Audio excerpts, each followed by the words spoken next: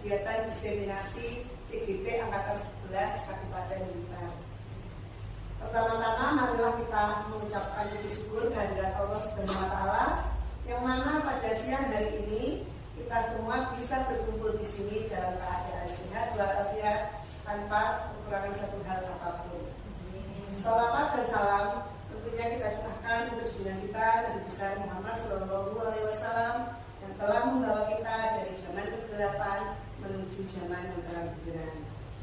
Ibu-ibu, pertama-tama saya mewakili rekan-rekan CGP Angkatan 11 mengucapkan terima kasih atas kesediaan ibu-ibu semuanya untuk menghadiri kegiatan diseminasi aksi nyata modul 1.4 CGP Angkatan 11 Kabupaten Blitar.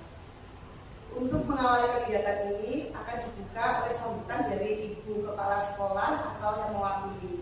Kepada beliau kami persilakan. Assalamualaikum warahmatullahi wabarakatuh. Waalaikumsalam warahmatullahi wabarakatuh. Saya ucapkan selamat datang untuk peserta diseminasi budaya positif di sekolah kami. Saya mewakili Ibu Kepala Sekolah untuk menyambut ibu peserta diseminasi hari ini karena beliau hari ini ada kegiatan dinas di luar. Terima kasih untuk waktu dan kesediaannya datang ke SD kami dalam rangka mengikuti diseminasi ini. Saya sebagai wakil dari Kepala Sekolah sangat mendukung program CGP atau guru penggerak ini karena dapat meningkatkan kompetensi bagi peserta guru penggerak.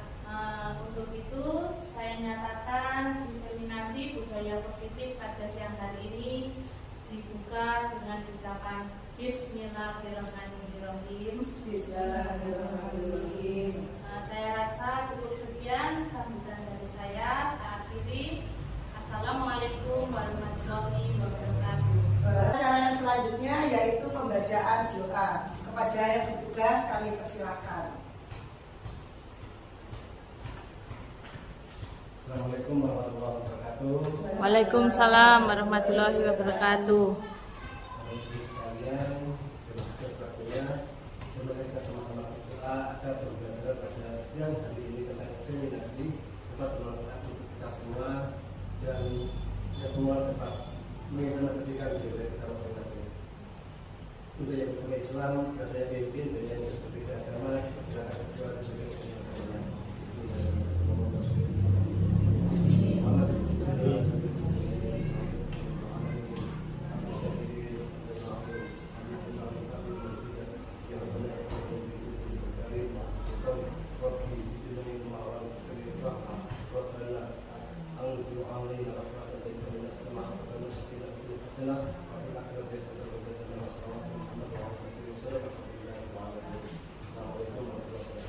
Waalaikumsalam warahmatullahi wabarakatuh. Lagu Indonesia Raya. Hadirin dimohon berdiri, kepada yang bertugas kami persilakan.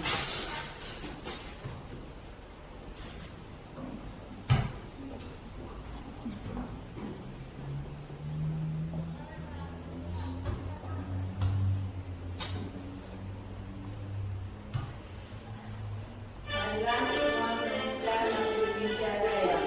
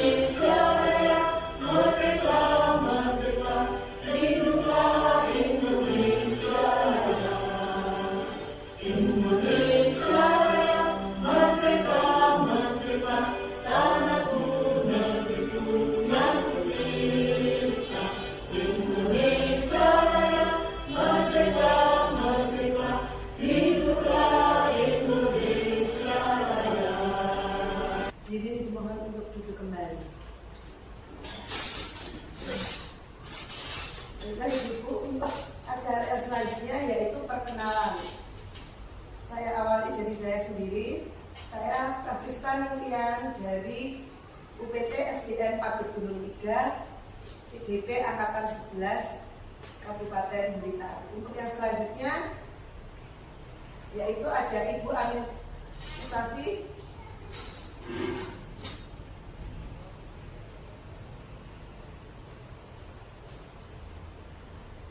Assalamualaikum warahmatullahi wabarakatuh.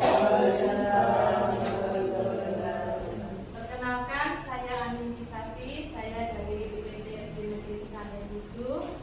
Saya CGP Angkatan 11, kelas 2B. Terima kasih. Berikutnya, untuk selanjutnya bisa dilanjutkan oleh Bu Yati.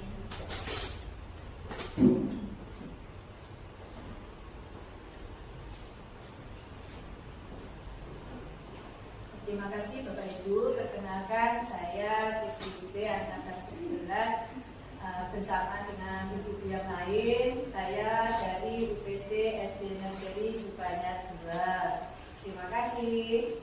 Monggo disambung Bu Reni.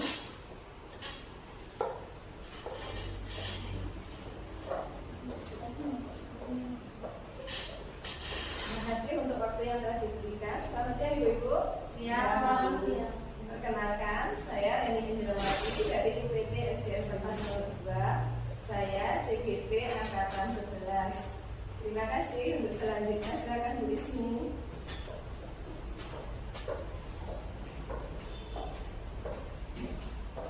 Selamat siang Bapak Ibu, perkenalkan nama saya Hanifah Husni, calon guru penggerak Angkatan 11 UPT SDN Tepas 01 Kabupaten Blitar. Terima kasih. Baiklah Ibu, sekarang kita sudah tiba di acara inti, yaitu diseminasi budaya positif aksi nyata modul 1.4 CGP Angkatan 11. Adapun materinya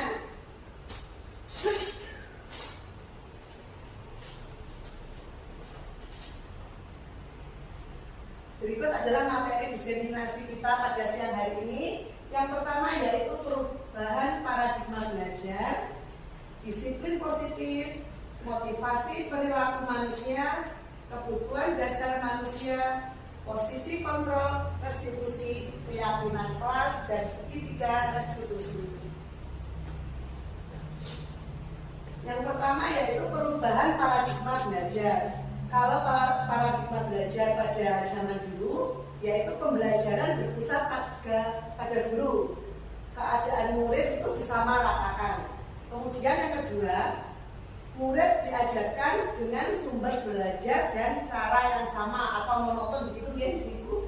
Kemudian yang ketiga, murid dikatakan berhasil jika nilainya bagus atau di atas KKM. Kalau zaman kita dulu menggunakan paradigma yang seperti ini. Jadi murid itu dikatakan pintar, dikatakan bagus kalau nilainya 100. Padahal kalau sekarang sudah berbeda ya.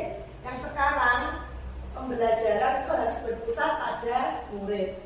Pembelajaran harus lebih menyenangkan melalui pembelajaran yang berdiferensiasi seperti membuat keyakinan kelas, berbagai proyek yang dilakukan. Yang ketiga, murid sekarang bebas memilih sumber dan cara belajar sesuai dengan bakat dan minat serta potensinya. Pembelajaran berkolaborasi dengan berbagai pihak, baik itu orang tua, teman, maupun tokoh masyarakat. Jadi kita sebagai guru sekarang harus bisa menjalin kolaborasi dengan berbagai pihak. Selanjutnya, yang kedua yaitu disiplin positif. Disiplin positif merupakan pendekatan untuk menerapkan disiplin dari dalam diri anak tanpa hukuman ataupun hadiah. Pendekatan dalam pengelolaan perilaku siswa yang berfokus pada solusi dan dari sebuah kesalahan. Jadi memfokuskan pada solusinya daripada kesalahan yang dilakukan.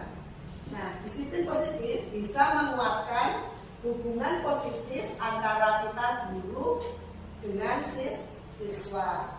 Adapun tujuan dari penerapan disiplin positif yaitu agar terbentuk murid-murid yang berkarakter, berdisiplin, santun, jujur, peduli, dan bertanggung jawab. Kemudian yang ketiga yaitu motivasi perilaku manusia. Adapun tujuannya antara lain sebagai berikut. Yang pertama, untuk menghindari ketidaknyamanan atau hukuman. Yang kedua, untuk mendapatkan imbalan atau penghargaan dari orang lain. Yang ketiga, untuk menjadi orang yang mereka inginkan dan menghargai diri sendiri dengan nilai-nilai yang mereka percaya. Lanjut yang keempat yaitu kebutuhan dasar manusia. Adapun kebutuhan dasar manusia antara lain yang pertama yaitu bertahan hidup atau survival. Yang kedua, kasih sayang dan rasa diterima, love and belonging. Yang ketiga, kebebasan atau freedom. Yang keempat, kesenangan atau fun. Dan yang terakhir, penguasaan atau power. Untuk yang pertama, kebutuhan hidup adalah kebutuhan yang bersifat fisiologis untuk bertahan hidup. Misalkan kesehatan, kemudian rumah, dan makanan. Komponen psikologis pada bagian ini juga meliputi kebutuhan akan rasa aman. Untuk yang kedua, kasih sayang dan rasa diterima. Kebutuhan ini adalah kebutuhan untuk disayangi, diterima, meliputi kebutuhan akan hubungan dan koneksi sosial, kebutuhan untuk memberi, menerima kasih sayang, dan kebutuhan untuk merasa menjadi bagian dari suatu kelompok. Kebutuhan ini juga meliputi keinginan untuk terhubung dengan orang lain, misalkan seperti teman, keluarga, pasangan hidup, teman kerja, binatang peliharaan, dan kelompok di mana kita tergabung. Yang selanjutnya yaitu kebutuhan pengakuan atas kemampuan atau penguasaan. Kebutuhan ini berhubungan dengan kekuatan untuk mencapai sesuatu, menjadi kompeten, menjadi terampil, diakui atas prestasi dan keterampilan kita, didengarkan dan memiliki rasa harga diri. Kebutuhan ini juga meliputi keinginan untuk dianggap berharga, bisa membuat perbedaan, bisa membuat pencapaian, diakui, dihormati. Nah, ini meliputi self-esteem dan keinginan untuk meninggalkan pengaruh. Yang selanjutnya yaitu kebebasan atau kebutuhan akan pilihan. Kebutuhan untuk bebas ini adalah kebutuhan akan kemandirian, otonomi, memiliki pilihan, dan mampu mengendalikan arah hidup seseorang. Anak-anak dengan kebutuhan kebebasan yang tinggi menginginkan pilihan. Mereka itu perlu banyak bergerak, suka mencoba-coba, tidak terlalu terpengaruh orang lain, dan senang mencoba hal yang baru dan menarik. Kemudian kebutuhan selanjutnya yaitu kesenangan, kebutuhan akan merasa senang, di mana kebutuhan ini adalah kebutuhan akan mencari kesenangan seperti bermain dan tertawa. Belajar menghubungkan kebutuhan akan kesenangan dengan belajar. Anak-anak dengan kebutuhan dasar kesenangan yang tinggi biasanya ingin menikmati apa yang dilakukan. Mereka juga bisa berkonsentrasi tinggi saat mengerjakan hal-hal yang disenangi. Mereka itu suka permainan dan biasanya suka mengoleksi barang, suka bergurau, suka melucu, dan juga menggemaskan. Bahkan saat mereka bertingkah laku buruk, mereka masih terlihat lucu. Nah, di di sini adalah kebutuhan dasar yang tidak terpenuhi. Semua orang tentunya senantiasa berusaha untuk memenuhi kebutuhannya dengan berbagai cara. Bila mereka tidak bisa mendapatkan kebutuhannya dengan cara yang positif, mereka bisa melanggar peraturan atau melakukan hal-hal yang tidak sesuai dengan nilai-nilai kebajikan. Seorang murid yang tidak begitu berhasil secara akademik, mungkin kebutuhan akan penguasaan tidak terpenuhi di sekolah. Oleh karena itu, makanya dia akan mencoba untuk memenuhi kebutuhannya akan penguasaan itu dengan mencoba mengatur temannya, mengatur orang lain di lapangan bermain misalkan, atau bahkan menyakiti mereka secara fisik, biasanya melukai temannya atau menyakiti temannya. Nah, kita sebagai guru, kita dapat melibatkannya dalam kegiatan yang memberi peluang murid tersebut membuat pencapaian yang berarti. Seseorang yang tidak merasa diterima oleh teman-temannya, kebutuhan akan kasih sayang dan rasa diterimanya itu tidak terpenuhi. Oleh karena itu, dia mungkin akan memiliki satu teman saja, tidak banyak teman, dan biasanya mereka memisahkan diri dari yang lain. Sebagai guru, kita bisa membangun hubungan yang bisa membangun kepercayaan dan keintiman dengan anak ini. Nah, Glaser menyatakan bahwa kapasitas untuk berubah ada di dalam diri kita. Jika kita dapat mengidentifikasi kebutuhan apa yang mendorong perilaku kita, maka perubahan perilaku positif dapat dimulai dengan mencari solusi untuk memenuhi kebutuhan tertentu dengan cara yang positif. Nah, untuk yang selanjutnya ada SBD, Ibu, Bapak Ibu, biar kita tidak mengantuk. Baiklah, bisa saya minta untuk berdiri. Nah, SBD ini biasanya saya lakukan di kelas, ya. Semoga nanti bisa mengikuti saya contohkan terlebih dahulu. Nah, kalau saya bilang buka, maka tangan jenengan buka, ya. Buka, tutup, buka, tutup. Bertepuk tangan, buka, tutup, buka, tutup. Bertepuk tangan, digulung-gulung, digulung-gulung, sambil tersenyum gigit, digulung-gulung, digulung-gulung, sambil tertawa, ha-ha. Itu nge, satu kali lagi nge, yang keras biar kita lebih semangat. Oke, sambil nyanyi bersama nge. 1, 2, 3. Buka, tutup, buka, tutup. Bertepuk tangan, buka, tutup, buka, tutup. Bertepuk tangan, digulung-gulung, digulung-gulung, sambil tersenyum gigi, digulung-gulung, digulung-gulung, sambil tertawa, ha-ha. Tepuk tangan kita. Terima kasih, bisa duduk kembali. Baik, Bapak Ibu sekalian, untuk materi selanjutnya yaitu tentang 5 posisi kontrol seorang guru.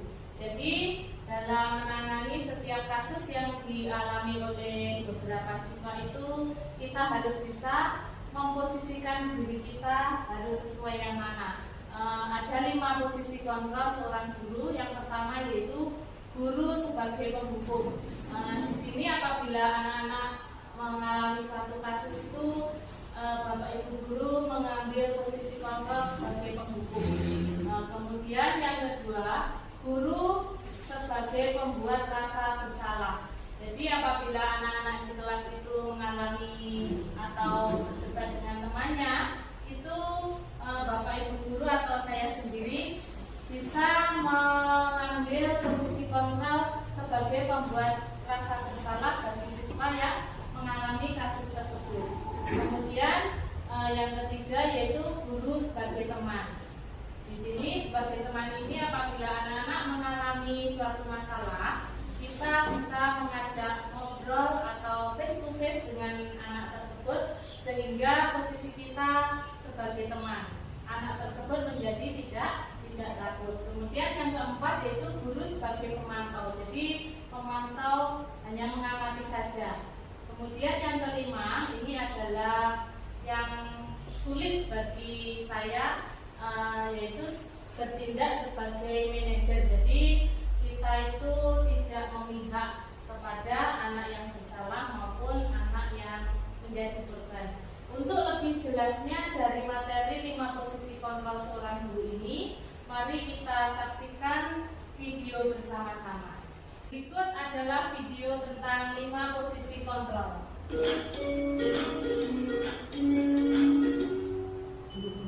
Salam bahagia Ibu dan Bapak guru hebat. Dalam penerapan disiplin positif restitusi, salah satu program yang dikembangkan adalah 5 posisi kontrol. 5 posisi kontrol dalam restitusi adalah proses perjalanan seorang pendidik agar dapat mengenali dirinya. Pada video kali ini, kita akan membahas tentang 5 posisi kontrol yang dikembangkan oleh Diane Gosling dan contoh penerapannya.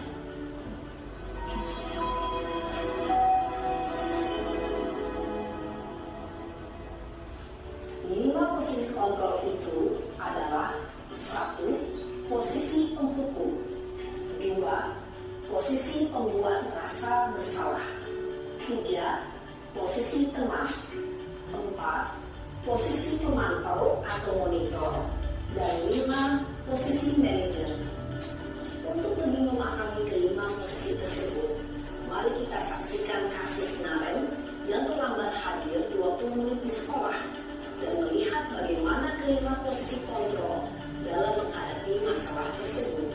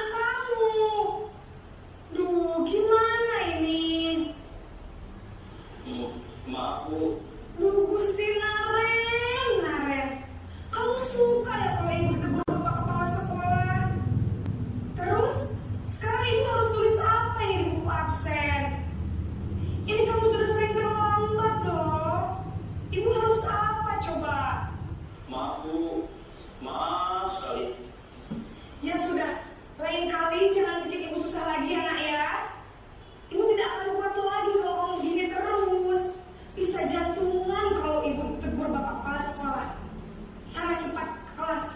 Maaf ya Bu, maaf sekali.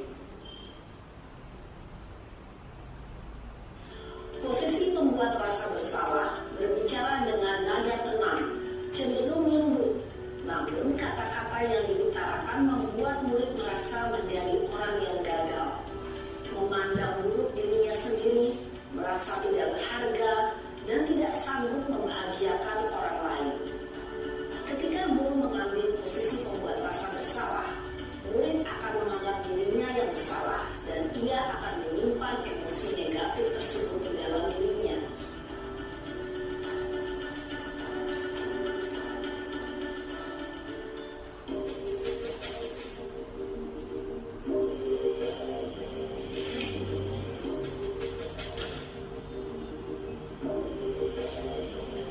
Naren!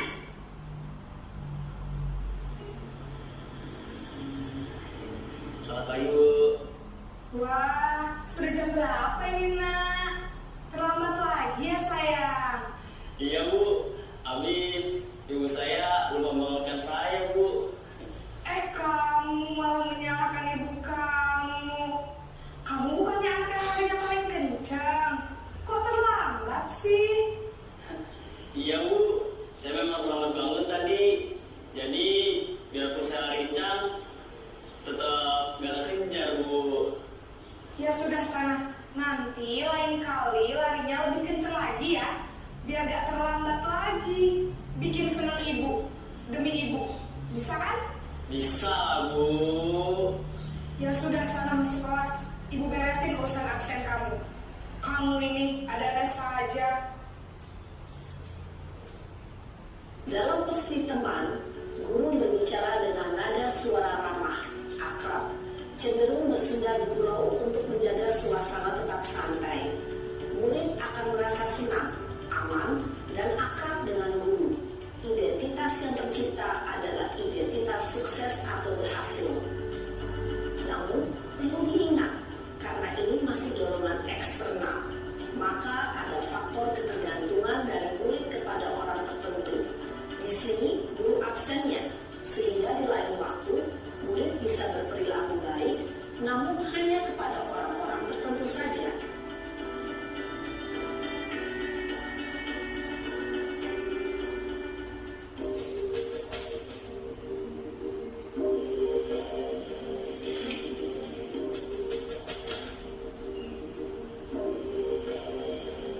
Naren!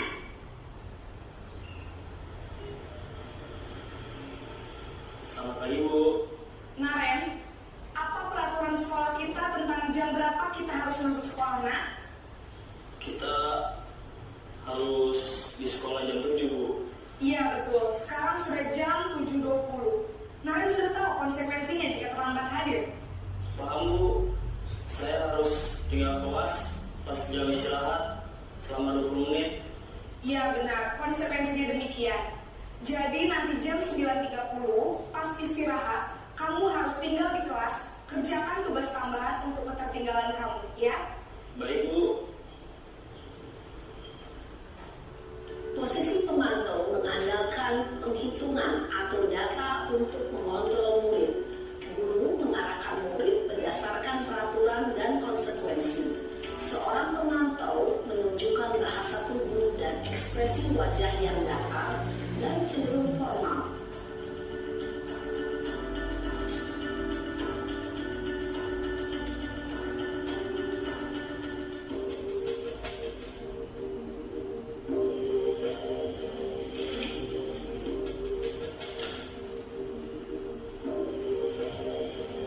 Naren!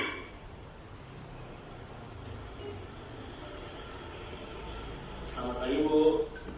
Selamat pagi Naren. Maaf Bu, saya terlambat.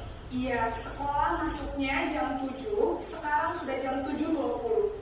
Jadi sekarang bagaimana ini Naren? Maaf Bu, saya lupa setel alarm saya semalam.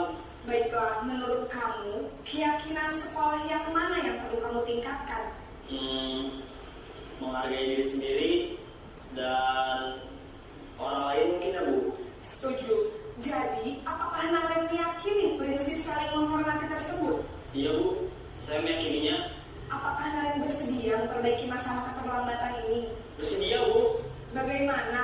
memperbaiki masalah keterlambatan ini?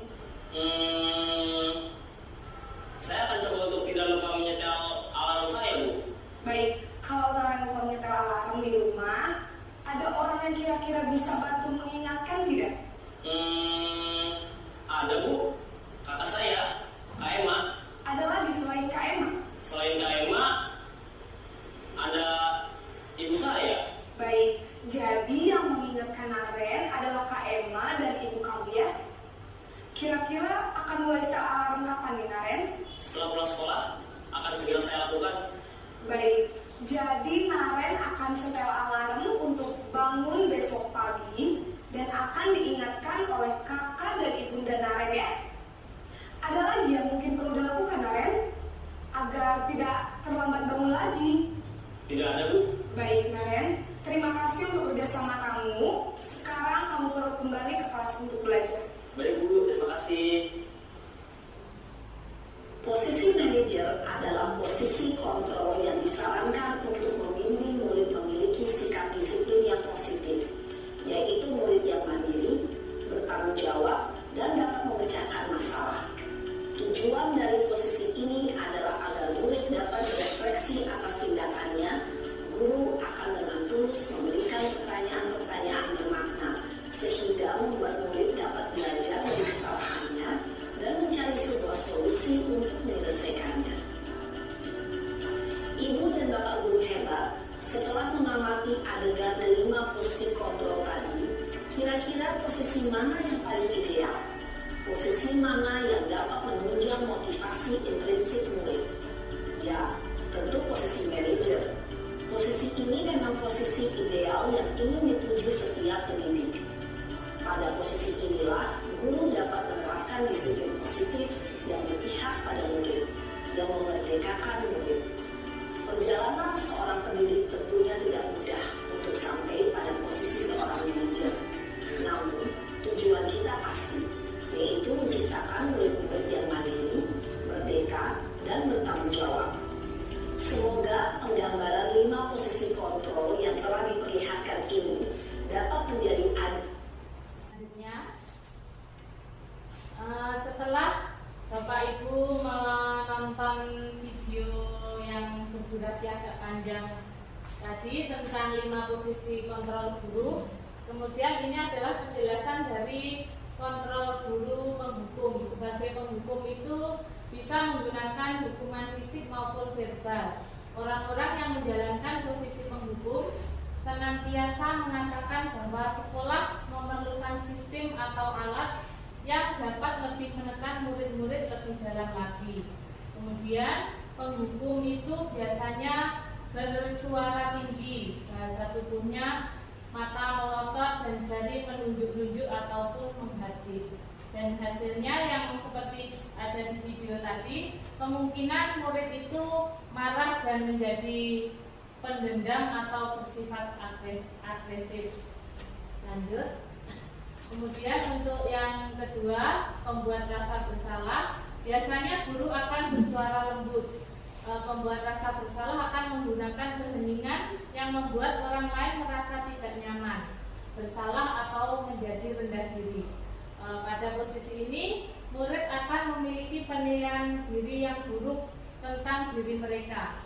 Murid merasa tidak berharga dan mengecewakan orang-orang yang disayanginya.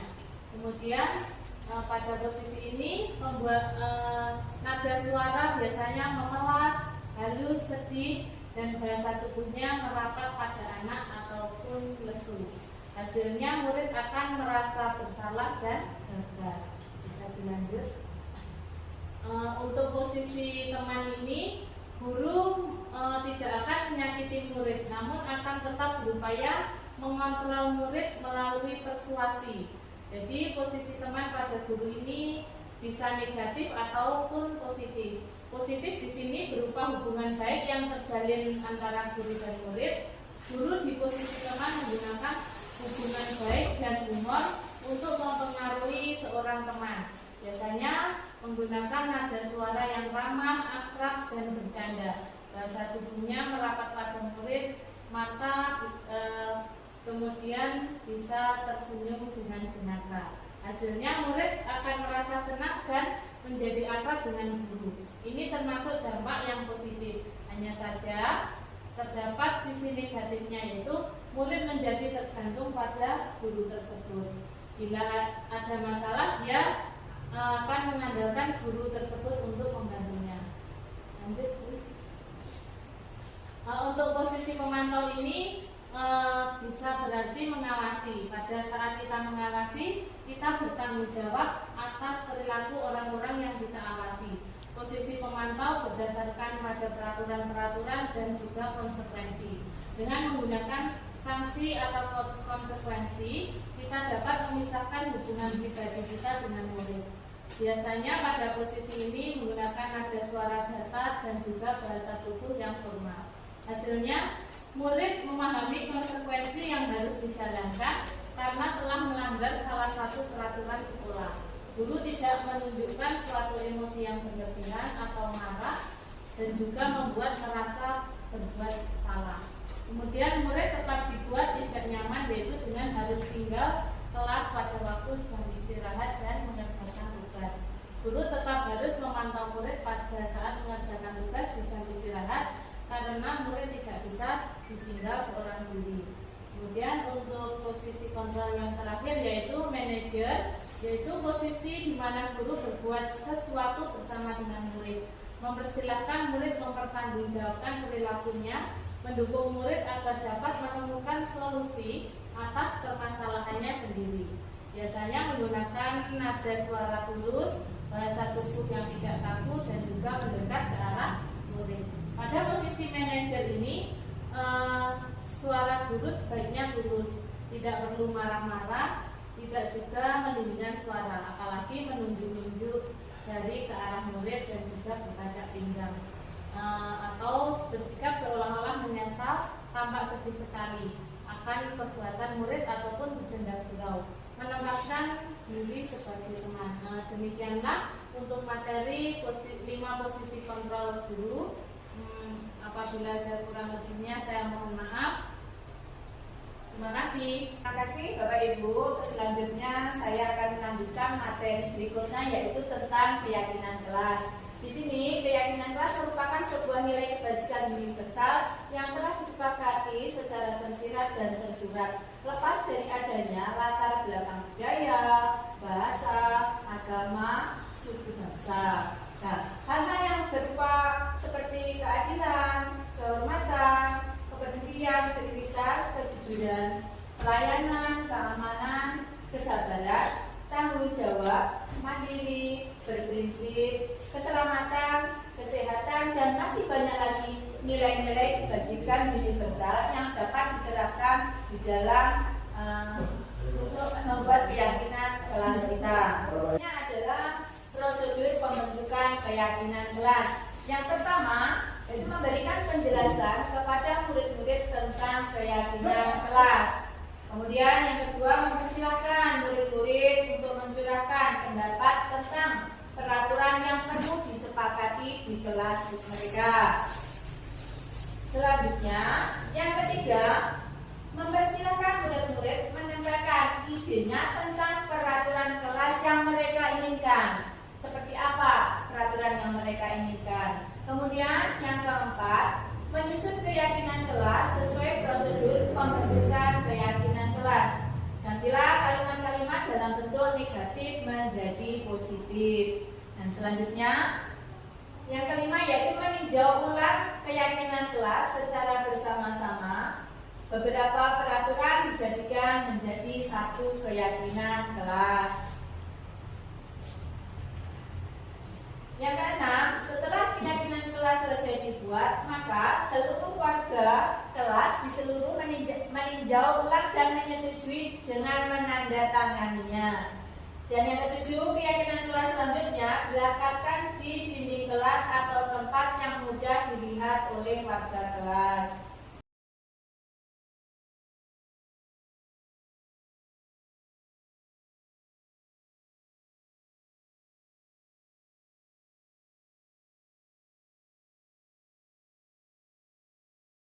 Selanjutnya yaitu tentang segitiga restitusi, di mana segitiga restitusi itu merupakan proses menciptakan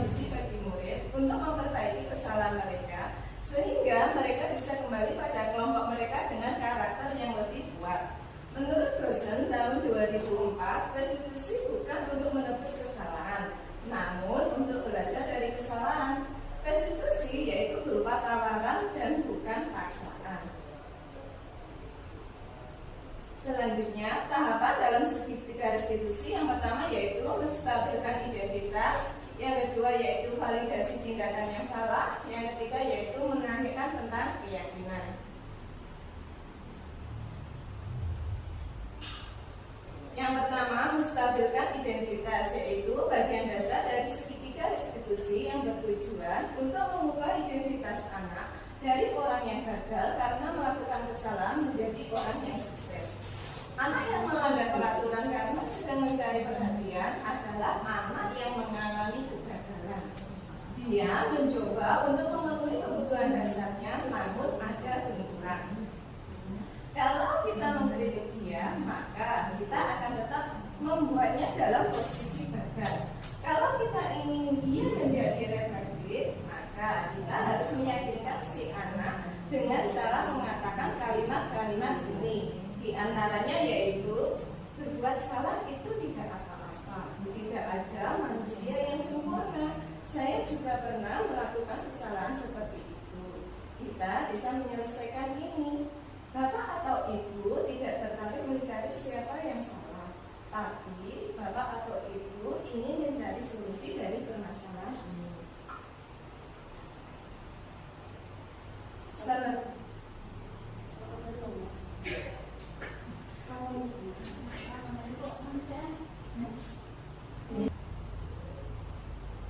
Selanjutnya yaitu yang kedua, validasi tindakan yang salah. Biasanya guru menyuruh anak untuk menghentikan sikap yang tidak baik. Tapi teori kontrol menyatakan bahwa resep ini tidak manjur. Mungkin tindakan guru dengan memvalidasi sikap yang tidak baik seperti bertentangan dengan aturan yang ada. Namun sebetulnya tujuannya untuk menunjukkan bahwa guru memahami alasan dibalik tindakan murid. Kalimat-kalimat di bawah ini mungkin terdengar asing buat guru. Namun, bila dikatakan dengan nada tanpa menghakimi, akan memvalidasi kebutuhan mereka. Yang pertama yaitu, padahal kamu bisa melakukan yang lebih buruk dari ini ya. Kamu pasti punya alasan mengapa melakukan hal itu. Yang kedua, kamu patut bangga pada dirimu sendiri karena kamu telah melindungi sesuatu yang penting buatmu. Berikutnya, yang ketiga yaitu, kamu boleh mempertahankan sikap itu, tapi kamu harus menambahkan sikap yang baru. Yang ketiga yaitu menanyakan tentang keyakinan. Teori kontrol menyatakan bahwa kita pada dasarnya termotivasi secara internal. Ketika identitas sukses telah tercapai atau langkah 1 dan tingkah laku yang salah telah divalidasi atau langkah 2, maka anak akan siap untuk dihubungkan dengan nilai-nilai yang dipercaya dan berpindah menjadi orang yang dia inginkan. Pertanyaan-pertanyaan di bawah ini menghubungkan keyakinan anak dengan keyakinan kelas. Yang pertama, apa yang kita percaya sebagai keyakinan kelas? Berikutnya, yang kedua yaitu, apa nilai-nilai umum yang kita telah sepakati? Yang ketiga, apa bayangan kita tentang kelas yang ideal? Berikutnya yang terakhir atau keempat yaitu, kamu mau jadi orang seperti apa? Berikutnya yaitu contoh penerapan segitiga restitusi. Berikut merupakan contoh penerapan segitiga restitusi.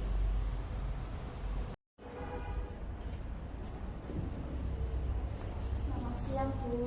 Selamat siang Mbak Sandra. Mbak Sandra, bagaimana kabarnya hari ini? Baik, alhamdulillah. Mbak Sandra kira-kira tahu apa tidak dipanggil guru untuk siang hari ini? Tidak tahu. Oh, tidak tahu ya. Begini ya Mbak Sandra. Guru tadi pagi mengamati Mbak Sandra itu lari-lari sampai apa itu? Gitu. Karena mungkin terlambat ya tadi pagi. Oh iya, guru itu mau bertanya kenapa Mbak Sandra bisa terlambat? Karena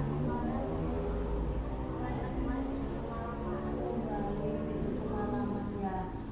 Kira-kira terlambat masuk sekolah itu sudah menyalahi aturan sekolah apa belum? ya, Jadi terlambat masuk sekolah itu termasuk melanggar peraturan sekolah. Bapak Ibu Amin pun dulu waktu sekolah sekolah juga begitu, pernah melakukan kesalahan itu sudah biasa, tetapi kalau bisa itu bisa diminimalisir ya. Baik, kira-kira keyakinan kelas yang sudah disepakati Mbak Sarah apa supaya tidak terlambat itu? Oh iya, itu usahanya Mbak Sarah. Keyakinan kelas yang sudah disepakati oleh teman-teman apa? Iya, betul. Jadi kita harus disiplin waktu dan datang ke sekolah tepat waktu. Nah, usahanya Mbak Sarah tadi apa? Wow! Wow! Ya, untuk tidur jam 9 supaya Mbak Sarah tidak mengantuk dan badan juga segar saat bangun. Kemudian Mbak Sarah juga mempunyai usaha memasang alarm supaya tidak bangkok, sehingga kita juga sebagai umat muslim melaksanakan apa? Ya, baik. Jadi mulai hari ini jangan diulangi lagi ya, supaya tidak terlambat masuk ke sekolah. Jadi Mbak Sarah mulai hari ini nanti tidurnya jangan kemalaman, kemudian memasang alarm. Bisa? Ya, baik, terima kasih Mbak Sarah untuk waktu yang diberikan, supaya kedepannya belajar untuk yang lebih baik lagi. Terima kasih. Salam guru penggerak. Bergerak, bergerak, menggerakkan. Guru bergerak. Indonesia